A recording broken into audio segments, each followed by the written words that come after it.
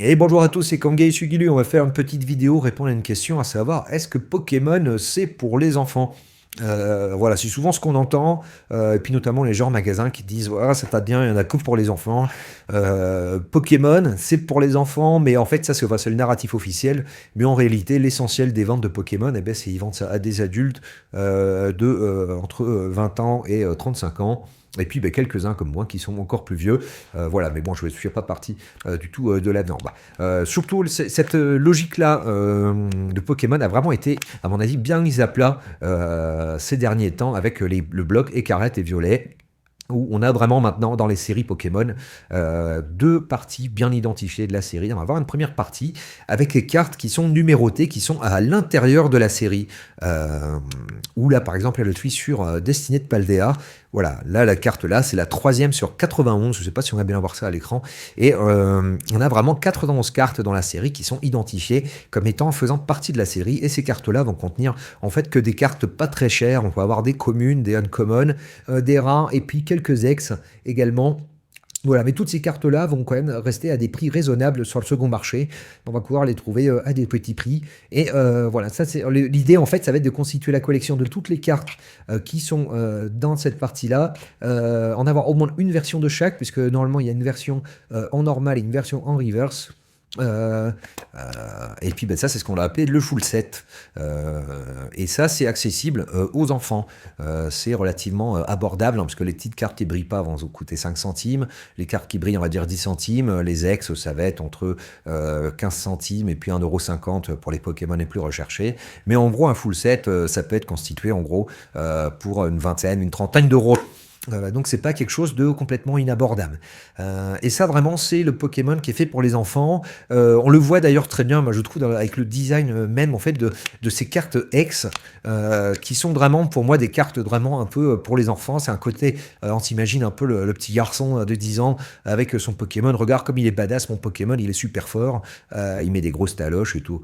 C'est vraiment une carte. Moi pour moi ça c'est des cartes pour les enfants, les X. Et cette partie là en fait de chaque extension c'est la partie pour les enfants. Et ça, ces cartes-là sont pas chères sur second marché. Et on peut voilà, les obtenir facilement en vide-grenier ou sur les sites de revente. Ou alors également, vous trouverez sur Amazon, sur Dictel, des gens qui vendent des paquets de petites cartes comme ça à pas cher. Pour 10 euros, vous aurez une centaine de cartes. Et ça, pour moi, c'est ça la collection pour les enfants, le Pokémon pour les enfants. Mais après, on va pas se mentir, Pokémon, c'est aussi toute la partie, sur chaque extension, il va y avoir des cartes qui vont sortir en fait de la numérotation, qui vont dépasser.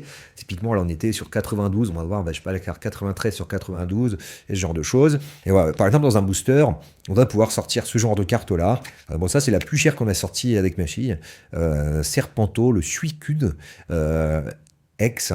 Voilà, et ça, c'est une carte qui vaut 150 € sur le marché secondaire. Donc là, on comprend qu'on n'est plus dans un jeu pour les enfants, hein, quand on a des boosters comme ça, qu'on paye 6 € et que la carte, on peut obtenir dedans une carte à 150 €. C'est pas du tout les plus chères. Il y a des cartes qu'on peut obtenir vraiment beaucoup plus chères à 300, 400. Je crois que la maximum, c'est 1000 € pour le Noctali. Euh, de évolution prismatique. Voilà, et bien là, il va y avoir toute une série de cartes comme ça qui, elles, vont avoir des prix assez conséquents. Et là, clairement, on sort de la collection pour les enfants, hein. Ces cartes-là sont pour les adultes, hein. D'ailleurs, on voit que le design est pas du tout le même, hein. On est sur un design qui est beaucoup plus à mon avis, vraiment, pour les adultes avec écarlate et violet, ils ont fait tout ce travail, en fait, de chercher à faire des sortes de chaque carte est comme une sorte de petit documentaire naturaliste du Pokémon dans son environnement. Et voilà, on a vraiment des cartes magnifiques qui sont comme des petites œuvres d'art avec des petites lithographies en fait, hein, qui parlent vraiment aux adultes, avec même sur certaines cartes des artistes qui font des cartes assez étonnantes, hein, d'un point de vue graphisme. Voilà, des cartes vraiment étonnantes d'un point de vue graphisme. Voilà, par exemple une carte comme celle-là qui est vraiment très très belle. Voilà. Et ça, c'est pas des cartes pour les enfants en fait, hein. C'est vraiment des cartes à destination des adultes. D'ailleurs, dans ces cartes-là, hein, tout ça, c'est ce qu'on appelle les cartes AR, les illustrations rares. Et bien, celles-là sont très recherchées. Vous voyez, regardez, celle-là aussi, par exemple. Regardez ça, ce dessin-là. Voilà, on est sur des petites œuvres d'art, hein, des sortes de petites lithographies. Alors c'est pas numéroté, mais enfin voilà, c'est des petites cartes qui sont en quantité limitée quand même en termes de tirage. Enfin, quand même des gros tirages, hein, parce que c'est Pokémon, c'est mondial, il y en a beaucoup. Mais voilà, ces cartes-là sont très recherchées. Vous voyez, regardez celle-là, là, hop. Et puis on va avoir des cartes avec des diptyques, par exemple. Vous voyez, celle-là, c'est de là. Non, non, celle-là, c'est pas un diptyque. J'essaie de vous en trouver un. Un diptyque un peu sympa. Voilà, ben là par exemple, c'est même un triptyque d'ailleurs dans cette série, puisqu'on va avoir après la carte Super Illustration A, on va avoir trois cartes qui vont aller ensemble. Et voilà, bon, on a des profondeurs de dessin qui sont vraiment superbes. Voilà, ne regardez pas, donc cette carte-là, je la trouve très très belle. Hop, voilà. Et ça, bon, on n'est clairement pas sur de la carte pour les enfants, hein. C'est pour parler aux adultes. Vous voyez par exemple, là, j'essaie de vous en montrer quelques-unes qui sont vraiment très belles. Hop, le fenard, donc le renard à neuf queues japonais, Kyukon, donc ça veut dire neuf queues en japonais, ça. Voilà. Vous voyez cette carte-là, comme elle est belle. Et puis, j'essaie de vous trouver notamment la carte d'illustration de la chaîne, hein, le petit Psycho Quack. C'est ma carte vraiment préférée, elle est trop belle. Il est en train de monter une sorte d'escalier de temple japonais, en se tenant la tête, hein, un bon psycho quoi qu'il est. Voilà, le nom d'ailleurs de son attaque, c'est Kangai Sugiru, qui veut dire trop réfléchir. Voilà, comme moi j'aime bien beaucoup réfléchir. Voilà, ça a été nom parfait pour cette chaîne. Donc voilà, ces cartes-là, clairement, là on est sur des cartes, mais pas pour les enfants, on est sur des cartes pour les adultes. D'ailleurs, à noter que les cartes, la rareté full art fonctionne assez peu, et les cartes ont du mal à trouver une vraie valeur parce que on retombe en fait un peu dans la carte un peu pour enfants.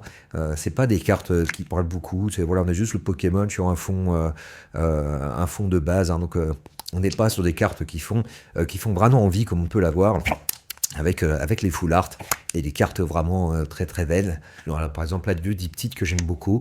Hop, voilà, regardez ça. Ça, c'est vraiment très joli. Ouais, le Posipil Negapi, alors je sais pas si on va bien voir ça à l'écran. Poussage à Maturjon, voilà, ça c'est des très belles cartes. Là, on dirait qu'il est dans une sorte de villa en Italie avec des fleurs et tout. Enfin, c'est vraiment très très beau. On regarde la carte, on voyage en regardant la carte. C'est vraiment, il y a un travail artistique super intéressant. Donc voilà, là c'est le côté vraiment adulte de Pokémon, et toutes les cartes en dehors de la série du Chou-set standard en fait sont pour moi des cartes pour adultes. C'est en plus, ce qui est intéressant avec Pokémon, c'est que c'est hyper feel good comme série, même si les cartes sont pour adultes. Là, vous voyez, par exemple, là, c'est un diptyque super intéressant. Enfin, c'est un triptyque, donc j'ai pas la troisième carte, mais on voit le Pokémon qui évolue au fur et à mesure de la famille, qui grandit. Là, on voit au début, ils sont en train de s'installer dans l'appartement. Après, ils ont un bébé, le Pokémon a évolué un peu. Et normalement, il y a un troisième carte que j'ai pas, où ils sont vieux, et puis le Pokémon a encore évolué. Et voilà, donc là, on est vraiment sur des scènes de vie. Pour moi, on est vraiment sur des petites œuvres d'art, des petites lithographies que voilà, on peut acquérir et collectionner. Donc voilà, Pokémon du coup à la base c'est écrit vraiment que pour les enfants, hein. Quand ils ont lancé ça au départ, ça ne parlait que aux enfants, et donc au départ il n'y avait pas toute cette richesse en fait des collections avec les cartes rares, et tout ça c'est vraiment cristallisé avec le temps, puisque sur les blocs précédents, hein, le bloc épée et bouclier, dans le full set, en fait, dans la partie, moi j'estime la partie pour les enfants, il y avait des cartes rares, ce qui rendait les full sets assez inaccessibles en fait aux enfants. Et c'est à partir des Scarlet et Violet qu'ils ont vraiment bien fait la distinction entre le full set pour les enfants avec les cartes numérotées à l'intérieur de la numérotation, et que des cartes accessibles, hein. On n'aura pas de cartes rares. Et par contre, toutes les cartes rares et chères, elles vont se retrouver dans la partie secrète, qui est plus faite pour les adultes. Et donc comme ça, ils arrivent à adresser à la fois les enfants et les adultes avec le même jeu, le même TCG. En plus, toutes les cartes de la partie secrète sont juste des réillustrations de cartes qui sont dans la partie standard. Donc au niveau, en termes de jeu, ça ne prive pas les joueurs, hein. Il n'y a pas, on peut très bien jouer sans avoir les cartes de la partie secrète, hein, puisque la partie secrète, ce n'est systématiquement que des rééditions des cartes de la partie standard. Heu, donc voilà, c'est vraiment très bien pensé, c'est très malin de leur part et donc il y a une partie jeu, une partie, collection et qui est vraiment une partie belle carte pour les adultes. Alors après, beh, le problème, c'est que Pokémon, il faut qu'ils arrivent à faire en sorte que tout le monde y trouve son compte et qu'il y ait du produit, pour tout le monde en magasin et c'est là que, interviennent, justement les différentes, produits que, Pokémon va proposer. Alors notamment, la Pokémon Company va proposer des items assez gros que sont les coffrets.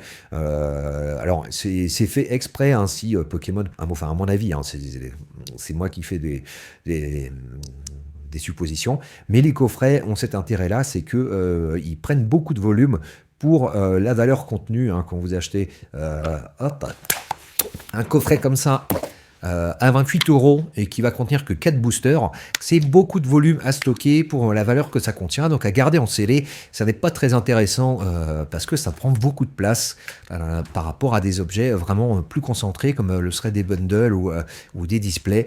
Donc ces objets-là sont vraiment parfaits pour faire en sorte qu'il y ait du volume pour les enfants. Et encore celui-là, il est encore relativement ramassé.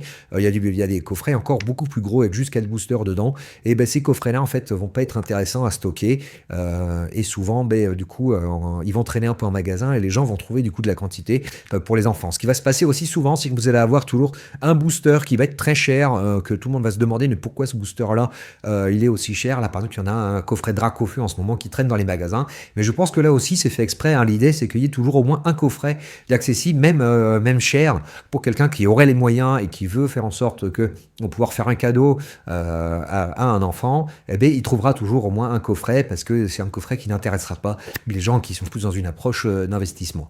Donc comme ça, il y a toujours du contenu pour tout le monde. Et puis Pokémon fait en sorte que et continue en fait un peu à essayer d'intéresser les jeunes, hein, pour que la licence continue de vivre, hein, puisqu'ils ont besoin que il y ait toujours un peu des jeunes qui rentrent dans la licence et qui collectionnent. Typiquement là, ces derniers temps, il y avait c'est chez Stockomanie des boosters EV2, je crois si je dis pas de bêtises, à 5 €. Et là, c'est pas du tout parce que ils ont besoin de ils ont trop de stock, ils ont besoin de s'en débarrasser. Vu la hype qu'il y a sur Pokémon, ils pourraient même les vendre sur le marché secondaire et se faire énormément d'argent directement les displays. Mais là, ils les ont envoyés à Stockomanie avec la consigne très claire, très nette de devoir les ouvrir, interdiction de vendre les displays fermés et de vendre du coup les boosters à l'unité à 5 €. Et donc là, il faut voir ça un peu comme une action promotionnelle pour essayer de faire connaître Pokémon et qui fait en sorte que il y ait des gens qui s'y intéressent. Voilà, donc c'est ce qu'on pouvait dire en gros sur des Pokémon. Est-ce que c'est pour les enfants? Est-ce que c'est pour les adultes? Moi je dis c'est pour les deux. D'ailleurs dans les magasins, ça serait bien que les vendeurs ils comprennent un peu ce qu'ils vendent quand même. Tout le genre râler et puis regarder de manière étrange les adultes qui viendraient acheter du Pokémon. C'est quand même les 2 tiers de leur vente de Pokémon et puis à mon avis ça leur paye pas mal d'employés et ils font des bons revenus dessus, hein, vu qu'ils sont assez peu maintenant à vendre au play retail. Donc voilà, ça serait bien quand même que les gens dans les magasins de jouets comprennent un peu le marché et puis ce qu'ils vendent, hein, quand même. Voilà, Pokémon, c'est pas pour les enfants, enfin pas que. Et voilà, c'était une petite vidéo sur le sujet. C'était Kangaisu Gilu. Moi, je vous dis à bientôt.